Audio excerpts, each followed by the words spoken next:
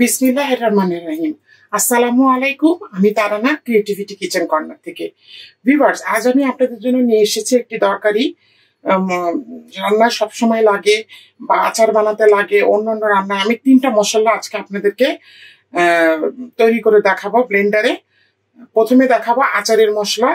এখন ঘরে ঘরে আচার তৈরি হচ্ছে, গ্রীষ্মকাল, বৈশাখ মাস। তো আচারের মশলাটা যদি আপনি করে রাখেন তাহলে একটা কাজ এগিয়ে গেল, এবং বিভিন্ন ধরনের আচারে আপনারা এই একই মশলা ব্যবহার করতে পারেন। এই মশলাটা আপনারা চাট মশলা হিসেবে ব্যবহার করতে পারেন, বিভিন্ন রকমের আলুর দমেও ব্যবহার করতে পারেন। তারপরে আমি আপনাদেরকে দেখাবো দারচিনি এবং জিরা দিয়ে একটি পাউডার। এটা মাছ, সবজি এটাতে খুব ভালো যায়, খুব সুন্দর একটা সুঘ্রাণ আসে। সবগুলো আমি হালকা টেলে নেব এবং খুব সুন্দর করে বেছে নেবেন, কারণ মশলার মধ্যে অনেক সময় অনেক ময়লা থাকে।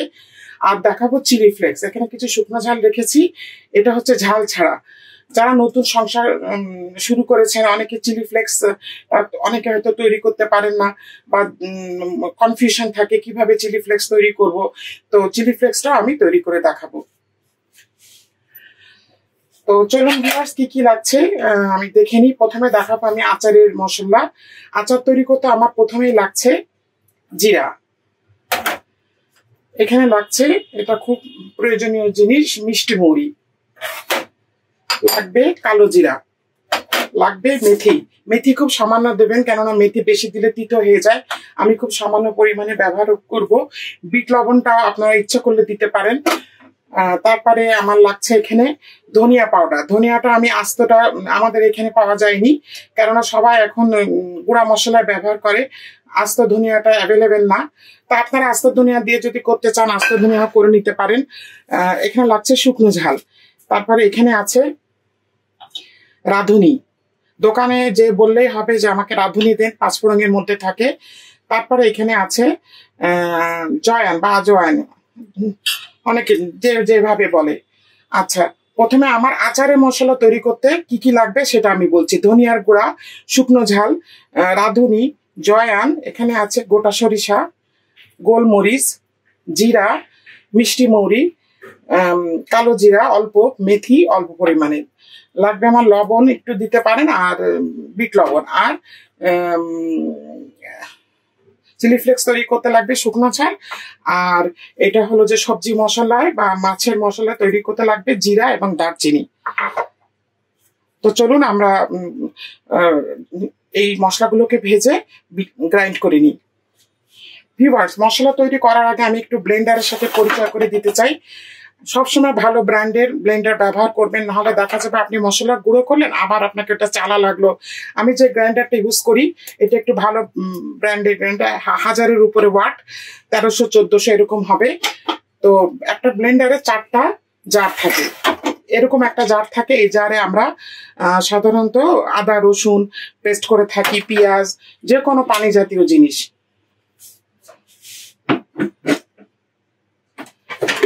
আচ্ছা, তারপরে থাকবে এরকম একটা জার। অনেক ব্লেন্ডারে 2টো থাকে, 3টা থাকে, 4টা থাকে, আমারটা 4টা আছে। এটাতে আমরা করব সব আচারের মশলা। আর এই ছোটটাতে আমরা করব জিরা পাউডার, অল্প যে ভাজা জিরা আমরা করে রাখি, তারপরে এই যে চিলি ফ্লেক্স। আমার এই দুটো খুবই দরকার লাগে। আচ্ছা, আমার ব্লেন্ডারে এরকম একটা জার আছে, এটাতে হচ্ছে জুস, লাচ্ছি, জুস এগুলো করার জন্য এই জারটা লাগে। আমি আপনাদেরকে একটু বোঝানোর জন্য দেখালাম। আচ্ছা, আমরা এখন মশলাগুলোকে ভেজে নিব। ভিউয়ার্স, আর আমি একটি জিনিস স্কিপ করে গিয়েছি, এই যে তেজপাতা লাগবে। তেজপাতাটুকু আমি আগে দিয়ে দিচ্ছি, সবটুকুই। আর এখানে যে মশলাগুলো আছে সেগুলো দিয়ে আমি শুকনো ঝাল আর তেজপাতাটা আগে একটু ভেজে নিই।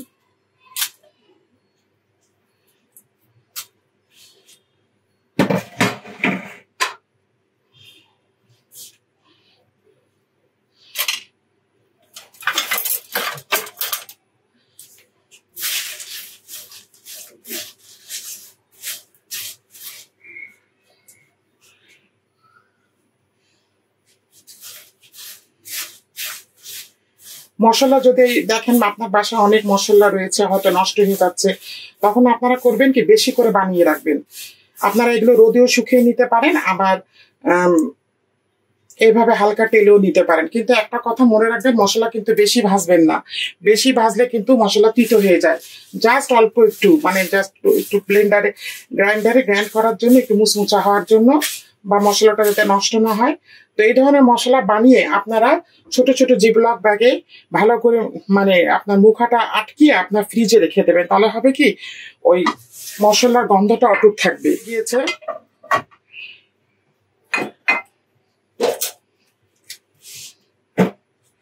আচ্ছা আমি এবার এই মশলাটুকু সব দিয়ে দিচ্ছি।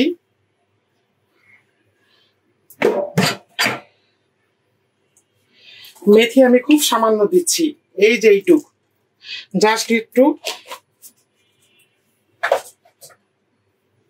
বাসনা আসার জন্য দিয়ে দিচ্ছি জিরা।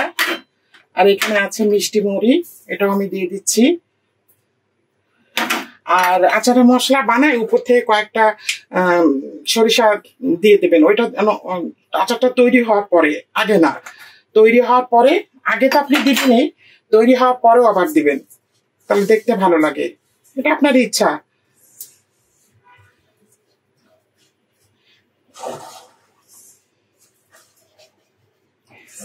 আর মশলা গরম অবস্থায় কখনো গ্রাইন্ড করবেন না বা ব্লেন্ড করবেন না, এটাতে অনেক বিপদ হওয়ার সম্ভাবনা থাকে, ব্লেন্ডার নষ্ট হয়ে যেতে পারে। ঠান্ডা করে তারপরে, আমি মশলাটা ঠান্ডা করব তারপরে।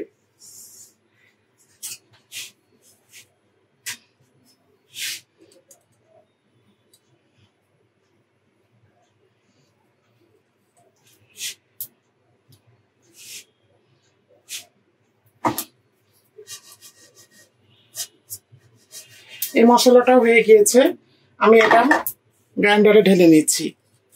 ভিউয়ার্স, আমি ওই আচারের মশলাটা ঠান্ডা হতে দিয়েছি। আমি এর মধ্যে জিরা আর দারচিনিটা ভেজে নিচ্ছি। জিরাটা সবসময় খুবই অল্প ভাজবেন, একটু বাসনা ছাড়লেই বাস চুলো বন্ধ করে দেবেন। তারপরে ঠান্ডা হয়ে গেলে গ্রাইন্ড করে নেবেন।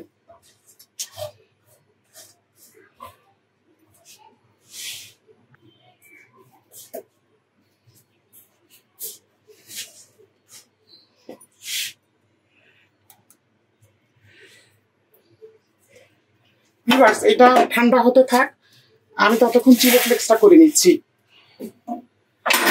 এই যে দেখুন, ছোট জারটিকে আমি ব্যবহার করছি চিলি ফ্লেক্স তৈরি করার জন্য। চিলি ফ্লেক্সে কিন্তু মাত্র 2টা ঘোরানো লাগবে, মাত্র 2বার, তার বেশি কিন্তু না। তাহলে কিন্তু চিলি ফ্লেক্সটা একদম মরিচের পাউডার হয়ে যাবে, মানে শুকনো ঝালটা এরকম থাকবে। এই যে দেখুন, এরকম থাকবে। এটাও হয়ে গেছে, আমি চুলো বন্ধ করে দিচ্ছি। এটা ঠান্ডা হলে আমি এটাও গ্রাইন্ড করব।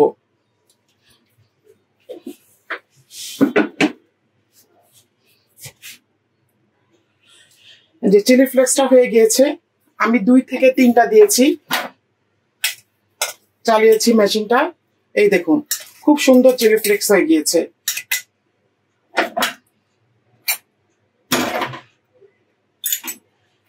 আমি এই ধরনের একটা জারে রাখছি।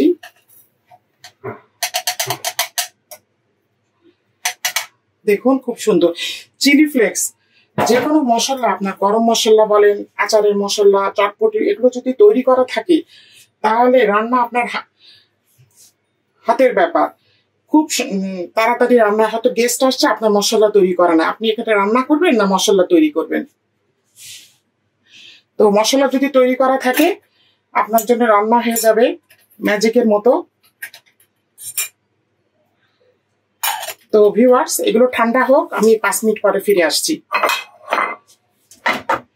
ভিউয়ার, দারচিনি আর জিরা গুঁড়িটাও ঠান্ডা হয়ে গিয়েছে, আমি ঢেলে নিচ্ছি। এই ছোট জারটাই করছি, গরম অনেক।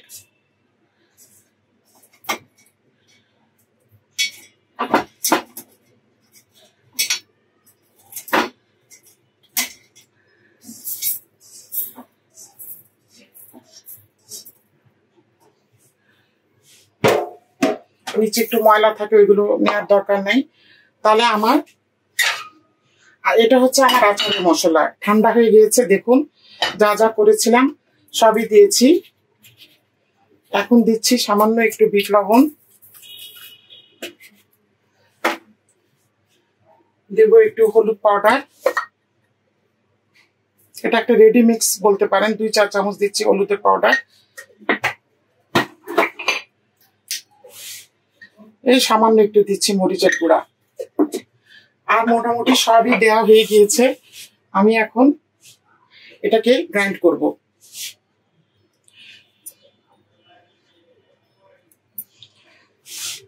আমি এখন এটা ঠান্ডা হয়ে গিয়েছে। খুব সাবধানে কাজ করবেন। যদি আপনার এই লকগুলো না দেন তাহলে কিন্তু মশলা করার যখনই গ্রাইন্ডারটা অন করবেন, ব্লেন্ডার মানে মিক্সার গ্রাইন্ডারটাই অন করবেন, তখনই দেখা যাবে যে এটা একটা অ্যাক্সিডেন্ট হয়েছে, উপর থেকে উঠে পড়ে, রান্নাঘর নষ্ট হয়। এই জন্য খুব সাবধানে মশলাটা দিবেন, ঠান্ডা হবে, তারপরে এইগুলো লকগুলো লাগিয়ে তারপরে আপনারা গ্রাইন্ড করবেন। ভিউয়ার্স, তৈরি হয়ে গেল আমার আচারের মশলা।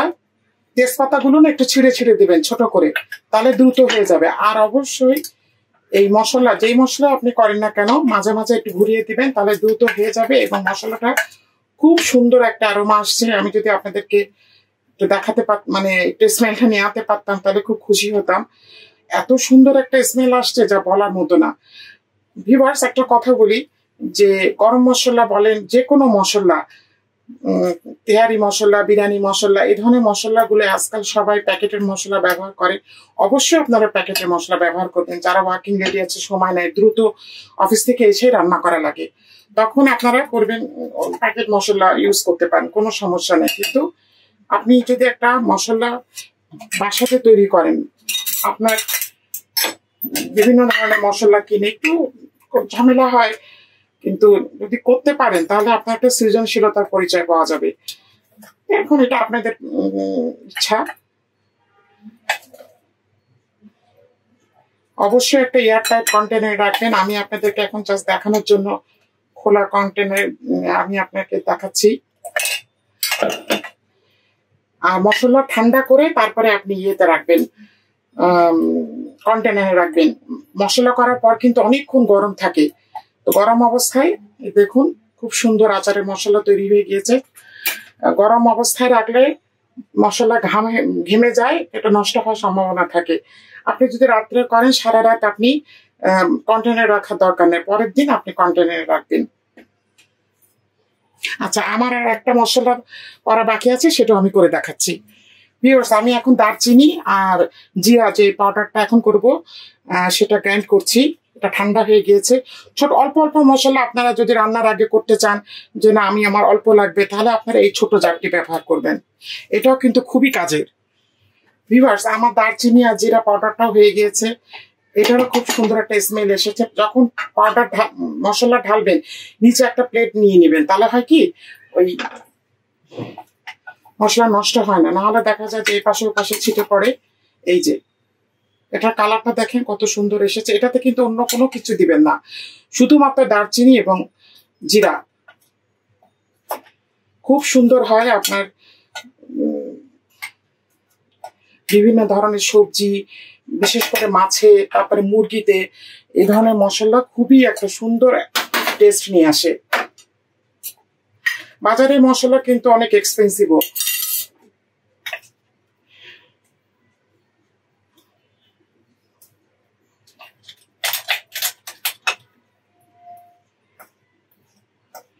বাজারে এখন কত সুন্দর সুন্দর, আপনারা আপনাদের সামর্থ্য অনুযায়ী জার কিনে নেবেন। প্লাস্টিকের জার আছে আপনার, বা বাসায় অনেক সময় দেখা যায় না কত জারই তো পড়ে থাকে। কাচের বয়াম সুন্দর করে আগে ধুয়ে গরম পানিতে স্টেরিলাইজ করে শুকিয়ে তারপরে মশলা রাখবেন, তাহলে মশলা কিছুই হবে না। আমার তো 6 মাস মতো মশলা থাকে।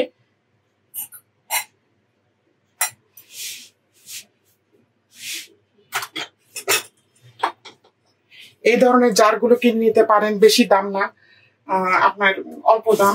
এই ধরনের জারগুলো কিনে নিতে পারেন মশলা রাখার জন্য।